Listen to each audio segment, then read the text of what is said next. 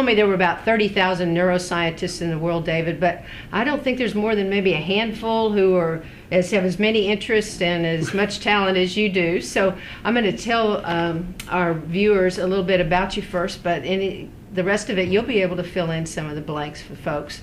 But where I first heard about you was a book that you wrote called Incognito, which has been out several years now, which is The Secret Lives of the Brain. And that was you have, in addition to all the other things that you're doing, you do a lot of writing. So one of the things I've noticed is you've written several books on what I think of as knowledge-related books. And I'm very interested in this whole question of what's the intersection of, or what does neuroscience have to tell us about, how we share knowledge, how we retain knowledge, and that sort of thing. So we'll get to that. We'll talk about your new PBS series, which is The Brain with Dr. David Eagleman. That's very fun, and you can tell us what some of those episodes are about. But why don't we just go ahead and get started? One of the things that I noticed in the book was that you have talked about there are things that we don't know about ourselves, and that's partly what Incognito is about. Say, what do you think is that secret that we don't know about our brains, and why is it important that we should know that? The main thing is that we don't have access to most of what's going on in the brain, so it's a system that is completely beyond our own comprehension. You're made up of 100 billion neurons and thousands of trillions of connections between them, and that's something that's too big for you to actually understand, and yet it is you. And the way we know that is because if you get damage to your brain, that changes you. It changes your personality, your decision-making, your risk-taking, and so on. So you are your brain, and yet we just don't have the ability to understand a system of that size. So most of your life happens under the radar of your conscious awareness. In other words, you don't have access to most of your decision-making and how you think and why you believe what you do and so on. That's what the book Incognito is about, because the longer I was in neuroscience, the more fascinating I found that. Essentially, we don't really know ourselves, and the best we can do is study from the outside and study other brains and each other and try to figure out why we operate the way we do in the world. Yeah. So tell me about, you run the Laboratory on Perception, I think, and that's not the exact name. What's the exact Laboratory for Perception and Action. Laboratory for Perception and Action. That's good. So what are the kinds of things that you guys find interesting there? Well, I've always been interested in this question of how brains construct reality, and the brain is locked in silence and darkness inside the skull, and yet that's a dire image. Yes. Yeah. And yet it literally lights up the world. You think there are colors and lights and people and things like that, but in fact it's all a construction of the brain, and different brains construct reality differently. So this is one of the main areas that we study. I also study neuroscience and our legal system, where those intersect, and how we can build a forward-looking system of justice where we try to figure out what do we do from here, because we treat incarceration as a one-size-fits-all solution currently, and America has the #1 incarceration rate in the whole world out of any country. So I'm looking for better solutions there, and I hope to really change that. So those are some of the things that I study, but I also study, in relation to this issue about how we learn and share knowledge, I study decision making and how we pick up knowledge and how we use that knowledge and process it to make decisions, and in some cases how we communicate that knowledge. So one of the things that people who are especially interested in the area of knowledge management care about is not just that knowledge gets preserved, but that it actually informs people's decisions. The sort of like the pinnacle of that is the ability to make better decisions based on what you know. So how could we make better decisions?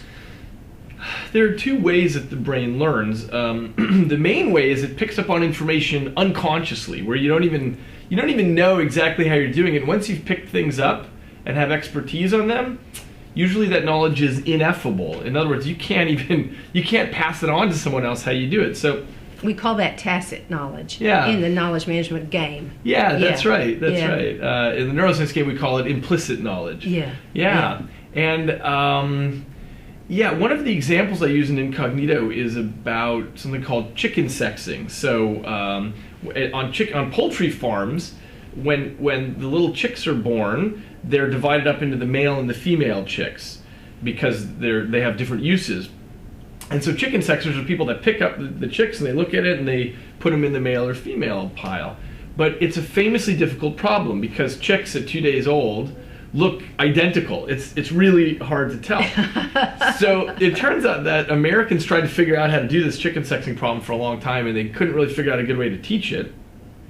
So they went to Japan, where there was a very famous school on this. And the way it works there is you pick up a chick, you make your best decision about whether to put in the male or the female pile, and the master stands over your shoulder and says yes or no. And that's all the feedback you get. Each time you make a decision, you get positive or negative feedback. And what happens is after a while, people get quite good at discriminating male and female, but they don't know how they do it. And even the master doesn't know how he does it. It's just, it's a knowledge that's passed along through the generations this way. And by the way, the same thing happened with plane spotting during World War II in England. The British government realized that some people were really good at standing on roofs and figuring out if it was a German aircraft or a British aircraft on its way. And they tried to get these people to train other people. But they found that these guys just couldn't say how they did it. They just did it, and they were good at it. So they picked up this same sort of method of just having them say yes or no. So they stand there with the nexpert and say, is that a British or German aircraft? And the person makes their best guess, and the person says yes or no, tells them whether they're right or wrong. Yeah. So that's one way that brains learn, is by this unconscious picking up of information where, for better or worse, it's ineffable. Right. And that's where a lot of expertise comes from. Yeah. That okay? Go on, because we'll come back to that. Okay, cool. Yeah. The other way that brains learn has to do with a more consciously mediated style, where your consciousness is really involved in it, and this is this whole area of creative thinking and change. And I know that organizations often have to deal with change management, and change is really hard for people and organizations because of this thing, because most of our lives runs on autopilot with this unconscious brain. So when it comes to change management, there's a lot of sort of conscious mediation that we have to do to really take on some new framework and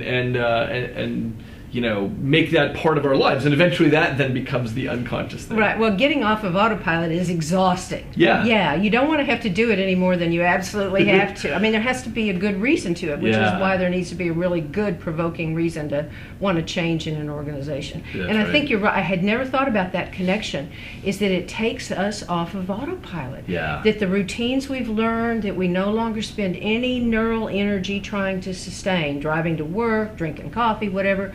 None of that, all of that falls away, and we have to work at everything. So the good news is we can train ourselves, at least as individuals, maybe organizations can do this also, we can train ourselves to be in the habit of always knocking ourselves off the path of least resistance. So as an example, I, whenever possible, try to drive a different route home from work every day, because otherwise you're on autopilot and your life shrinks, in the sense that you feel like, oh, I left work and now I'm at home. Yeah.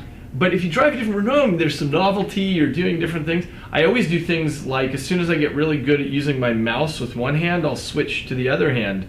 I sometimes try brushing my teeth with my other hand. I've things heard like about that technique. Yeah. God, it happened to me the other day. I was climbing stairs to try to get as much aerobics in as short a period of time as I could, and I was on my phone the whole time, right? Who isn't?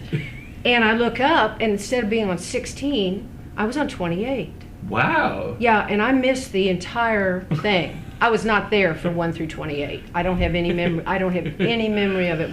But let's go back to this. So this is fascinating. Trying to get ourselves off of autopilot so that we don't.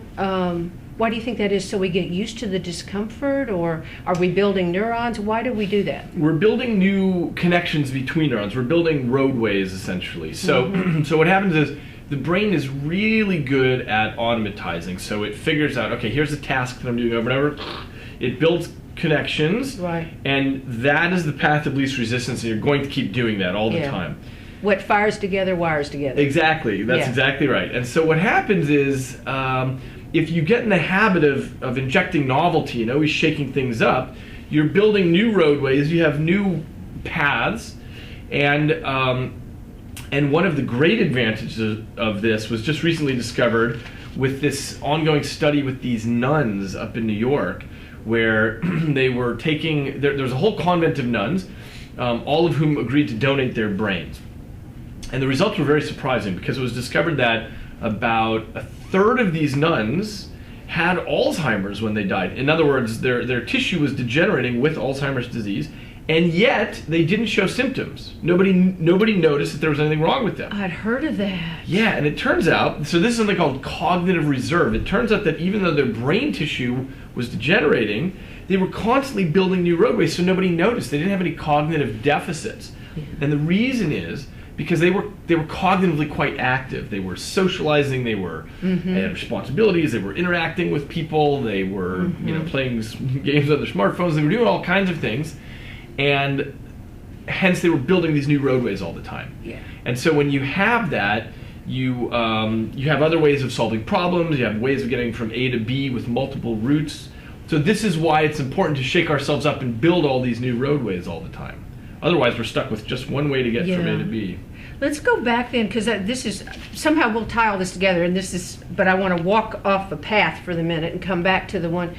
I mentioned to you earlier that how interested I am in this whole question of how we can accelerate the rate at which people become expert.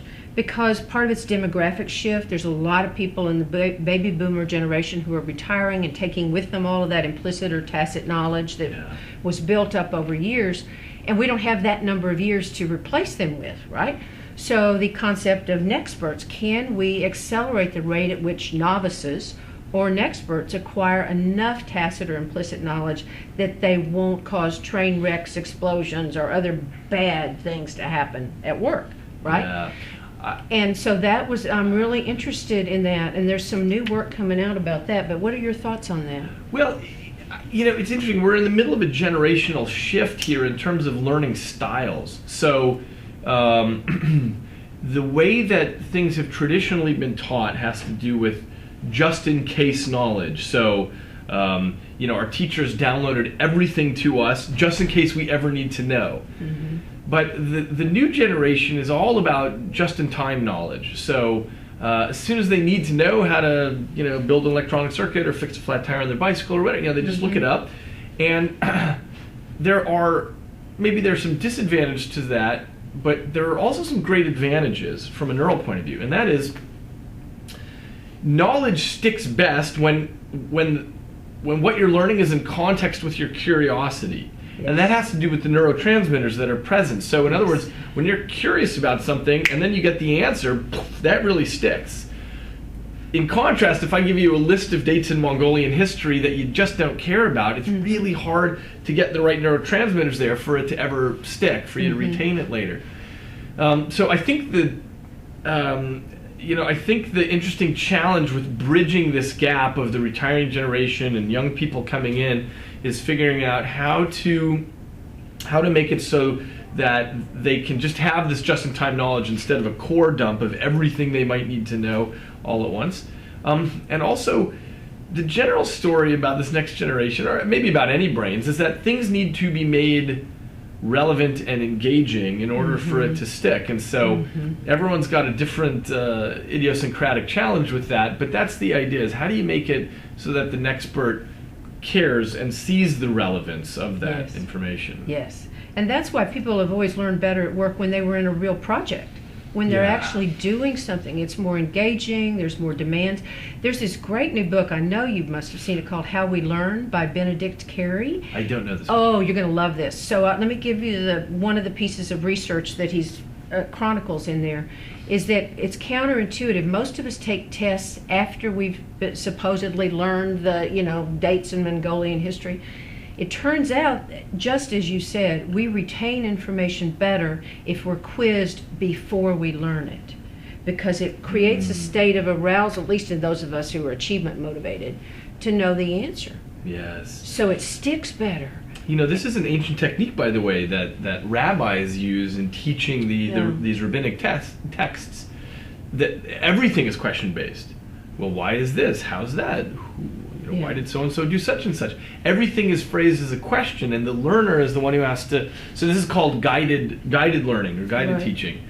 And it's an extremely effective technique. Yeah, well, that is evidently borne out by some of those other 30,000 neuroscientists who are out there doing research on this topic. Let's go back a little bit to the point you brought about making it engaging. I do think that it's not just this generation, it's those of us who like our devices, our digital devices.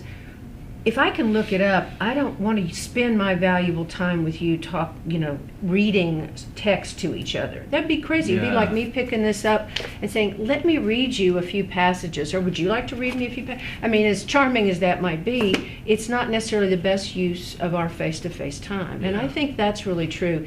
If they can read it in advance or look it up when they need it, let's use this interactive time a chance to create and learn something new. Yeah, I agree. I think one thing that experts need to keep in mind when they're passing things on to the next generation is just this issue that what the next generation needs is the right kind of information, and not the shtick of the expert.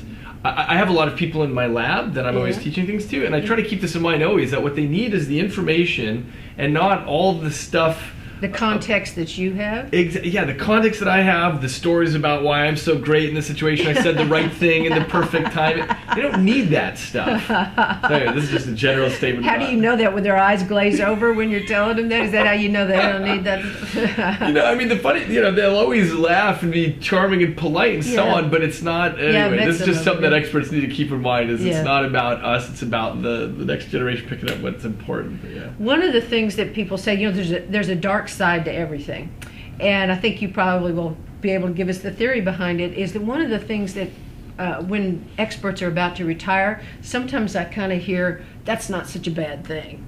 That somebody's going to walk out because they got a way of doing stuff and they're not interested in any other way of doing it. It sounds to me like that's part of that routine. They've established a certain belief system about this is what works and I'm not open to anything else. That's right. And the difficulty is that the world is changing so fast that it's really unlikely that anybody's automatized way of doing things is going to last very long. The tools, the techniques, the methods, the theories, all of these things are changing out from under us quickly. And so the people who are the best at what they do across fields are those people. One of my mentors when I was in postdoc was Francis Crick, who's the co-discoverer of DNA. How lucky are you? It was terrific. It was such an opportunity. Oh my God. But even at the age of 86, which is when he died, he loved new ideas. He was thrilled with any idea that broke his frameworks, that shook him off the path of least resistance. Those are the people that are that last in any field, because they're seeking actively not the data that confirms their biases, but that disrupts it. Yeah, I have this belief that of all the hundreds of biases that the human species is prey to, the worst one's the confirmation bias. Yeah. It's the basis for racism and polarization and bad stuff all through the ages, pretty much. Yeah. Looking exactly for things that confirm your own belief about that.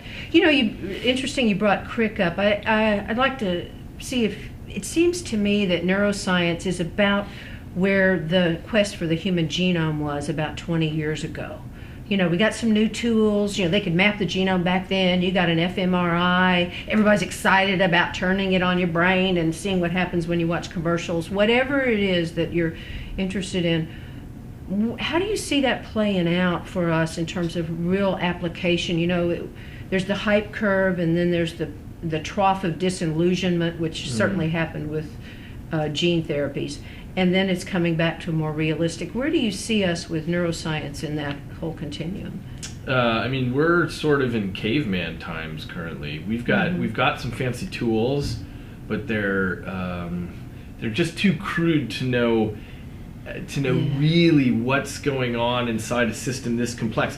And and the difficulty is there are some questions in our field that most people don't even talk about, but these are the 800-pound gorillas in the room that we don't even have a clue how to address. So for example, how do you put together billions of pieces and parts, neurons, and have you come out of it? A consciousness of any kind. Yeah, your private subjective experience of being you.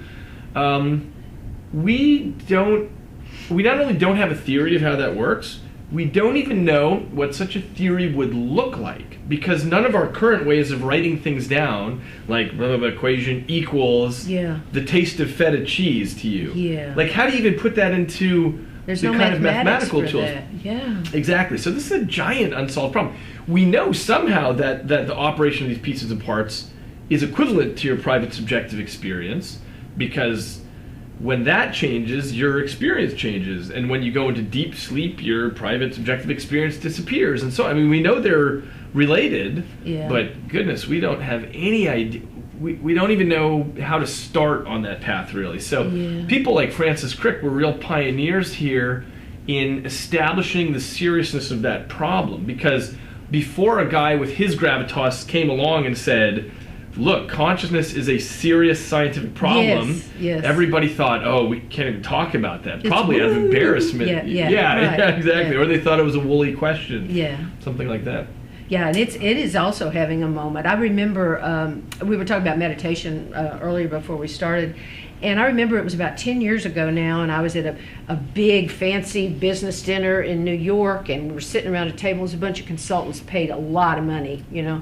And they were talking about what consultants often talk about, which is, what's the next big thing, you know? And I said, oh, I think it's meditation. Well, you should have seen people back up from the table. Here, we didn't know we had a hippie here, you know? And then, of course, now the Wall Street Journal doesn't let a week pass without running an article on meditation. Yeah, quite right. So things have have their moments. Let's talk about this new PBS series, The Brain with Dr. David Eagleman. And in honor of that, if you will open your handy-dandy little APQC bottle, you will find a non-anatomically correct stress ball brain, David, which... Thank you. I use this during meditation. Yeah, we can play with this. Tell me about the PBS series. Why are you doing it? What are you going to be trying to do for us as viewers? Yeah, so, well, you remember Carl Sagan's Cosmos series? Oh, yeah. Yeah, so there's never been something like that for the brain.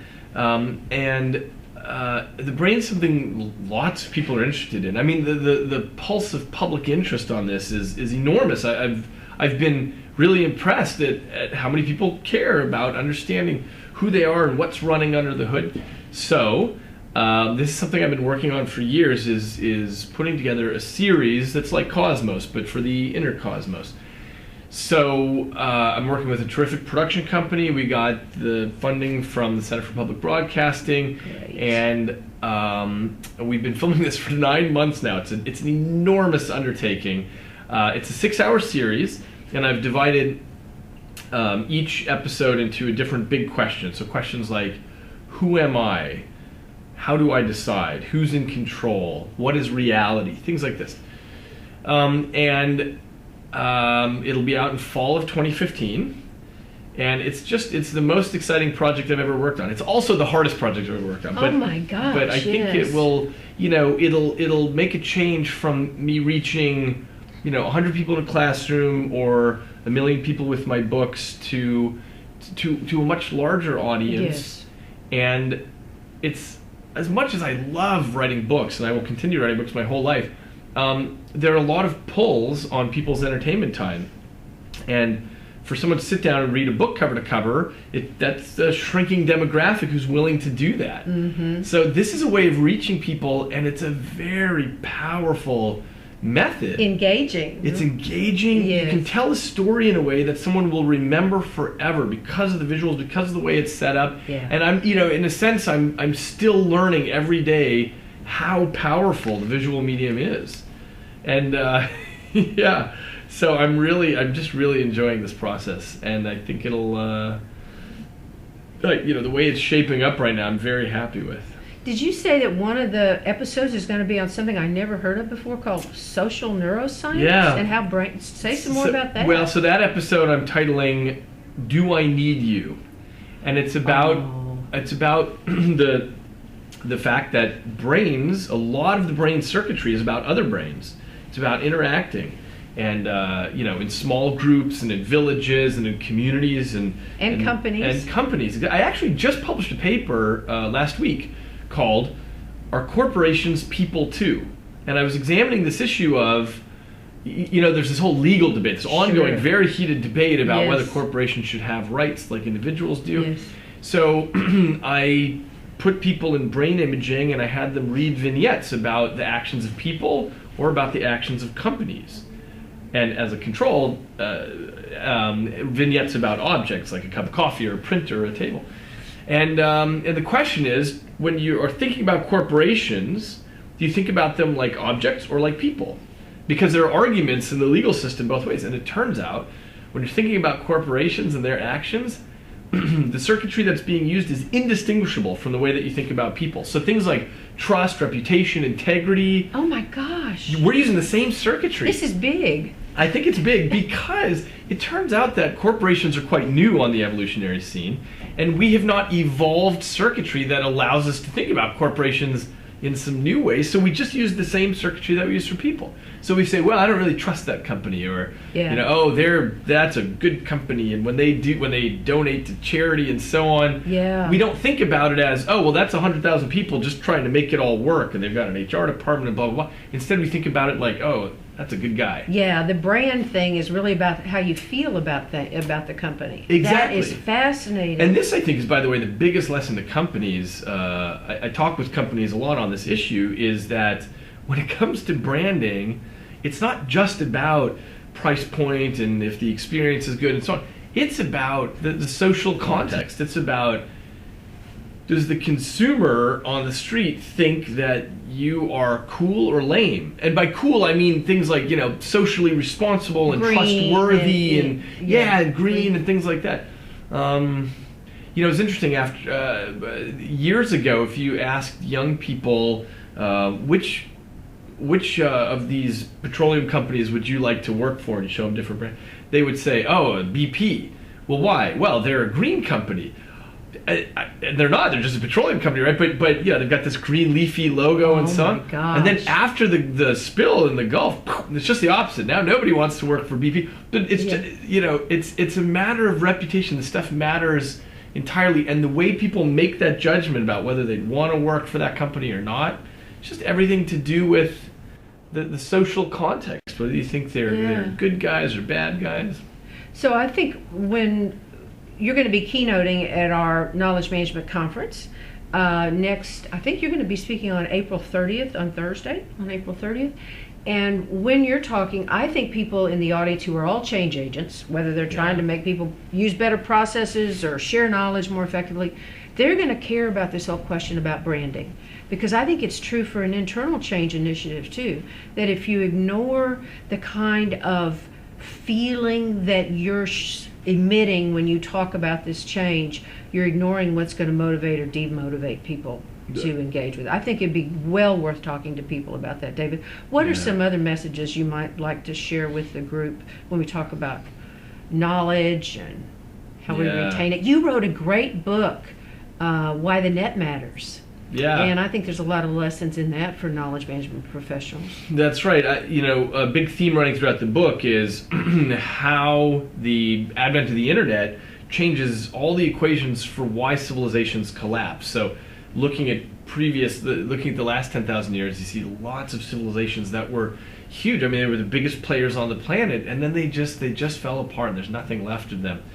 And so the question is why, and a lot of it has to come down to knowledge management. I mean, it all boils down to that. It has to do with being able to share knowledge. So an example is the Library of Alexandria, which was burned to the ground. This was the place where all the manuscripts from around the world were collected, and scribes would copy them, and then one fire is enough to wipe all that out. And we're in this very lucky moment in history now where that can't happen. Yeah. Because even a solar flare couldn't knock all the digital dots out everywhere. Well, exactly right, and it's backed up everywhere. So, for example, there's something called the Internet Archive, which archives every single page on the internet at different times, and they have a couple of different backups that are very heavily fortified and protected. One's in California. The other one, as a symbolic gesture, is in Alexandria in Egypt. That's where they store it. Yeah. That's great. Yeah. And this applies not only to web knowledge and written things, but even things like our greatest works of art. So there's something called the Digital Michelangelo Project, where they do 3D scanning to get at millimeter resolution, like David's a Michelangelo statue of David. Yeah. And then, you know, let's say the museum in Italy gets destroyed in an earthquake, that can be reconstructed, perfectly reconstructed. So, and that's the trend of everything now. Things are backed up, things are kept, and so things don't get lost. The reason this matters, of course, in knowledge management is because when you look at the history of medicine, things traditionally were reinvented so many times because somewhere on the planet something was discovered and that fire burned for a while and then it petered out and it had to get rediscovered somewhere else. And so many millions of people have died because the knowledge existed that could have saved them, but it just didn't disseminate. So now that's totally different. Now, you know, PubMed in my field, PubMed.com is the place where all of every biomedical discovery, every paper, it ends up right there immediately. And everyone in the world, that you can be in rural India or China or Africa or wherever, you can look it up, you get access to that knowledge right away. And the speed also is important, not only the retention, but the speed at which things can disseminate makes all the difference. Wow, these principles are absolutely perpetual, and I cannot wait to hear what you have to say about it next year, David. This has been so much fun. We're kind of out of time for today. You and I could talk for hours, but I want to thank you for coming to APQC and being one of our big thinkers with big ideas. It's such a pleasure. Thank you.